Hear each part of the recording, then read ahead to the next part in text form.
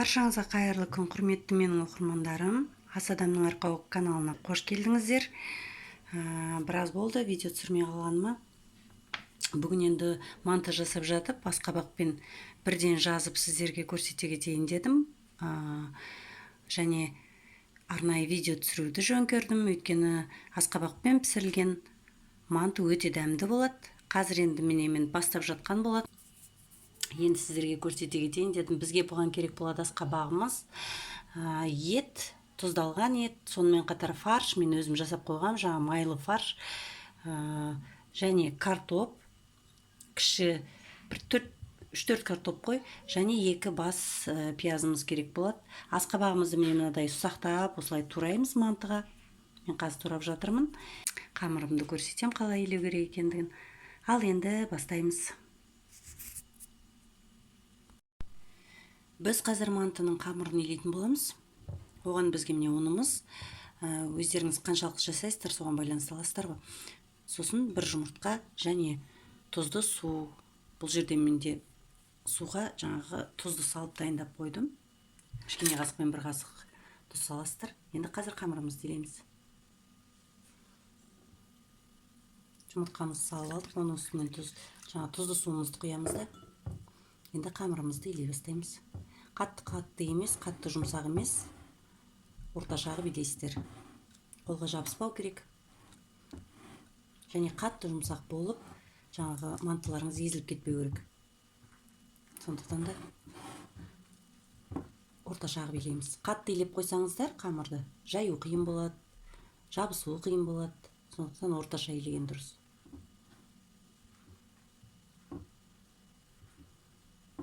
Мен 2 жайым қамырын илеп дайындап қойдым. Міне осындай 2 жайым нанды қатты емес, жұмсағырақ қып, орташа, қатты да жұмсақ болмау керек. Неге қолға жабыспайтындай әдемі осы илеп дайындап қойдым. Қазір енді қамырын жаям. Сонымен қатар жаңағы осы қамырдың ішіне салатын салмасын дайындайтын боламын. Неге асқабағымызды осындай әдемілеп ұсақтап турап аламыз.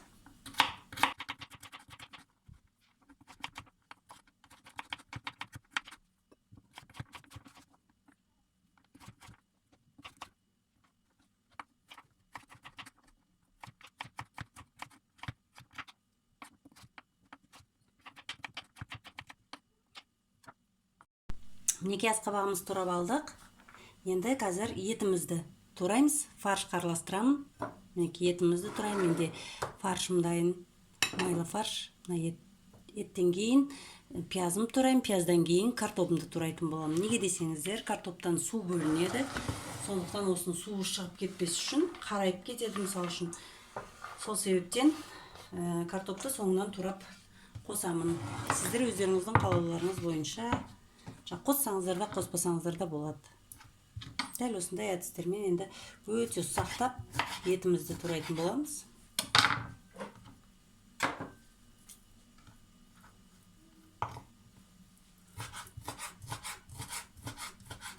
Алдында көрсетіп өткендей, гүлханға да турап жаттым.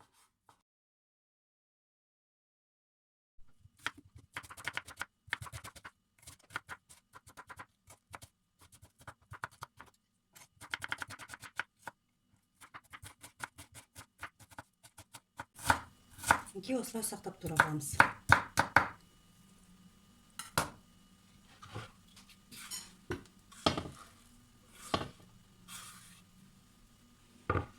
Турап алдық. Енді картопымызды турап аламыз. Осы уақыт аралығында қамырымды, жаңағы илеп болған қамырымды 2 рет арасына 15 минут салып илеп қойдым. Тағы да үстінен басып. Июі қанып, ендігі кезде уже жаюға дайын тұр. Қазір осыны турап болғаннан кейін қамырымды жайып, бірден уже салмасын салып түйе бастаймыз. Міндетті түрде осылай сайын дайындап жатқан кезде қамырларыңызды илеп отыруға керексіздер.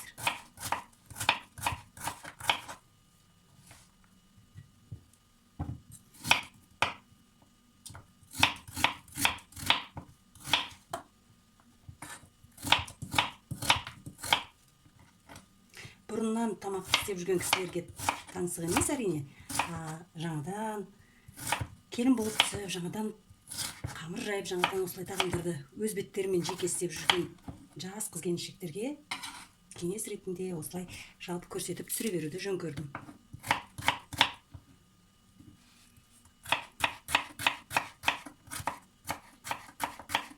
Қалай дегенмен де әрқайсымыздың жасау әдісіміз әртүрлі.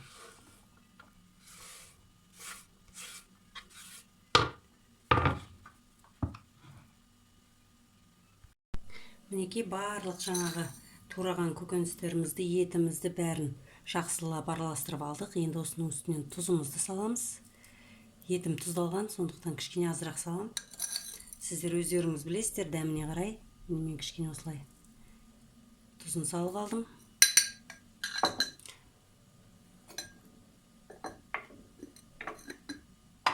Енді сұйық майымызды құятын боламыз. Сұйық май еті майлы жаңағы, сонда да бірақ кішкене майлырақ болғаны дұрыс. Бір 200-150-200 граммдай құясыздар.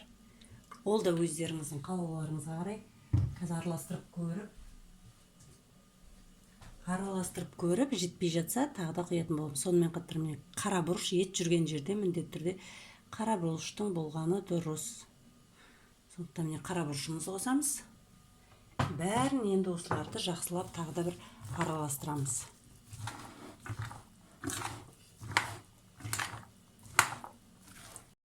Менің балаларым картопты өте жақсы көреді. Мен кез келген тағамға қосуға тырысам.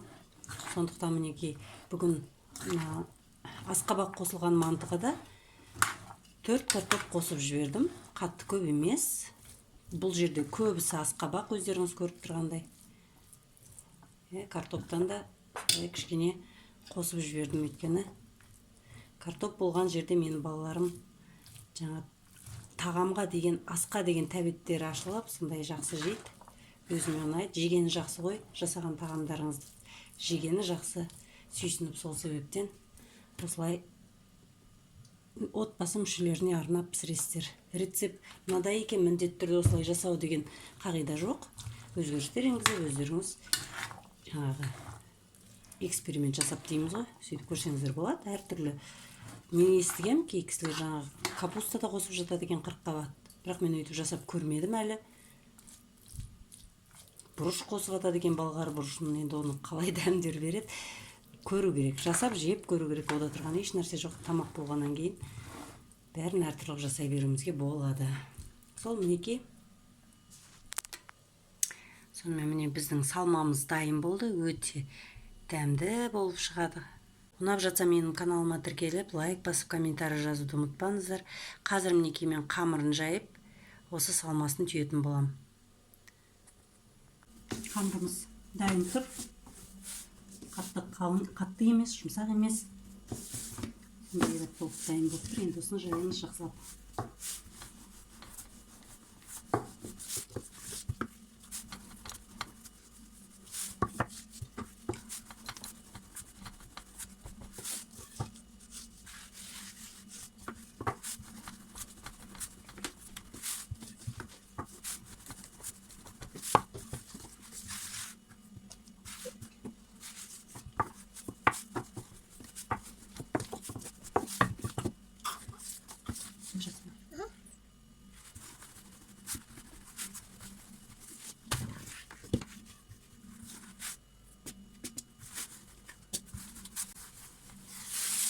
Қамырларыңыз қатты жұқа болмау керек. Жыртылып та кетпеу керек, қатты қалың да болмау керек жайған кезде. Өздеріңіз қарайсыздар ғой.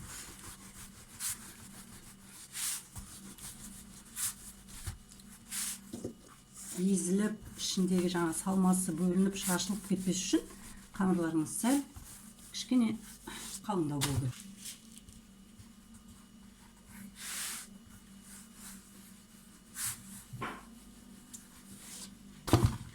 Қамырларыңыз жақсы иленген болса, жүгіріп жүріп, сондай керемет жайылатын болады. Тынуына, жаңағы июнің қануына байланысты. Міне қамыр менің дайын. Мынадай қалыңдықта. Қатты жұқа емес, қатты қалың емес. осылай алып аласыздар да осылай қатпарлап бірінің үстіне бірін қойып мантыға дайындайсыздар қамырды. Сосын міне осындай сопақша етіп ұйғырша дейміз ғой, сондай қылып түйеміз, өріп түйеміз қамырды. Ой, мантыны. Сондықтан мен кішкене мындай ортасын жіңішкелеу қылып кесесіздер. Одан кейін былай жайып аламыз.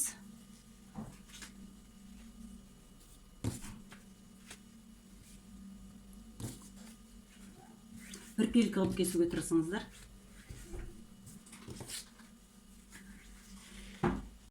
Енді қазір сіздерге көрініп тұр ма екен? Былай қылып осыншалықты сопақталып кесеміз. Мен өйткені ұйғырша дейміз, ол өріп түйетін боламын міне. Көрініп тұр ма, көрінбей тұр ма? Мынадай сопақталып осылай кесетін боламын, сонда артықтарын алып тастайсыздар.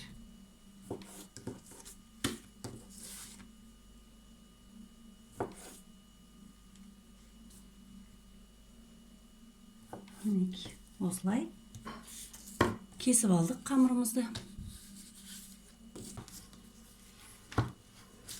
Мынадай тақтайға демелеп тізіп аласыздар. Дайындап. Содан кейін түйе бастаймыз.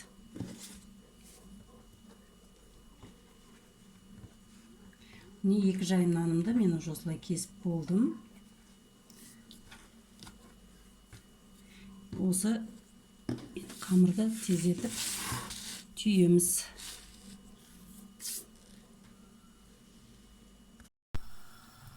Неке табамызды майлап алдық. Сәйіміз дайын, салмамыз. Енді жаңағы мантымызды түйе бастаймыз. Етін, жаңағы асқабағымызды, картоптың бәрін бірдей көлемде алып, былай саласыздар. Екі шетін былай қысып отырып, түйесіздер.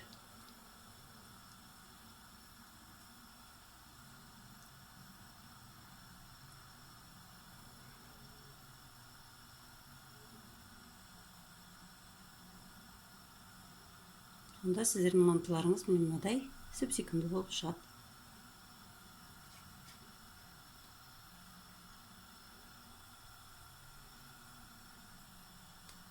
Ең бастысы қамырларыңыз қатты жұқа болмаса болғаны. Қатты жұқа болып кетсе, онда жыртылып кетеді, піскен кезде езіліп кетеді. Ортасын бір қысып аласыздар. Қыссаңыздар да, қыспасаңыздар да болады, енді ол өздеріңіздің ыңғайларыңызға қарай. Сіздерге көрініп тұр ма? Осындай әдемі алып түйесіздер. Салған кезде табаға ортасын ашып саласыздар, қатты жақын қоймайсыздар бір-бірлеріне, жабысып қалмас үшін.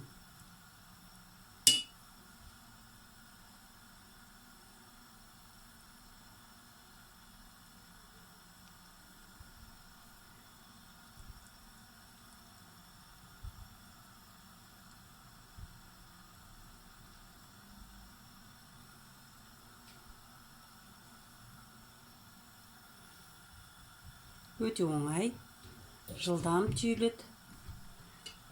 Көргенде де сүйкімді болады. Жалпы осылай әдіспен түйген маған ұнайды. Сіздерге де кеңес беремін. Қиын сияқты көрінгенімен мүлдем қиын емес, оп-оңай. Былай шымши бересіздер ғой, қыса бересіздер. Сонда осындай болып өріліп шығады.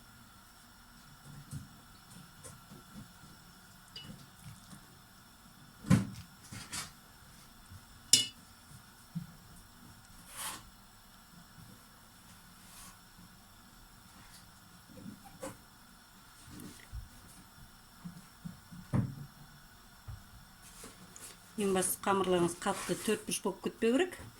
Жаңағыдай сопақтау қыласыздар.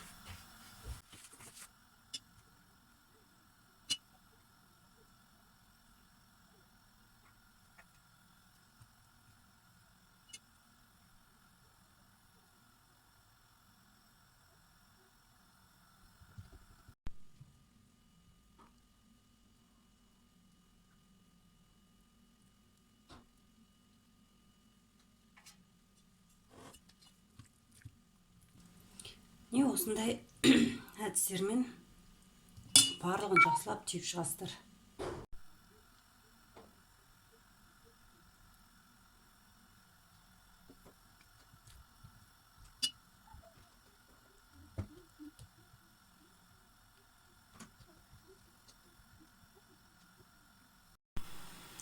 Мінекей өздеріңіз көріп тұрғандай, мантымызды түйіп болдық барлығын.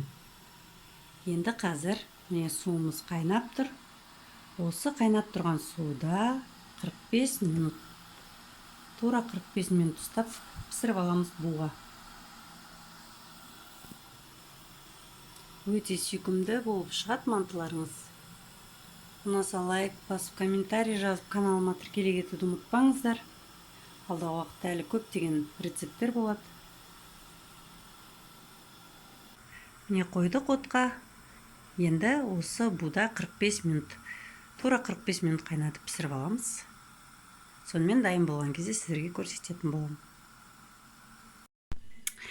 Міне сонымен құрметті оқырмандарым, біздің асқабақ қосылған мантымыз дайын болды.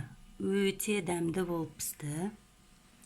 Мен ылғи да сіздерге айтып отырам. Дәмді болса дәмді болған, міне қараңыздар қандай дәмді, сочный болып, керемет болып пісті. Міндетті түрде жасап көріңіздер. Қаласаңыздар, соустармен, неше түрлі сметанамен, қаймақпен, өте дәмді, сочный, керемет болып піседі. Ұнаса лайк басып, комментарий жазып, каналыма тіркеле кетуді ұмытпаңыздар. Міндетті түрде жасап көріңіздер. Өте дәмді, тәтті болып піседі. Балалар сүйіп жейді. Астарыңыз дәмді болсын.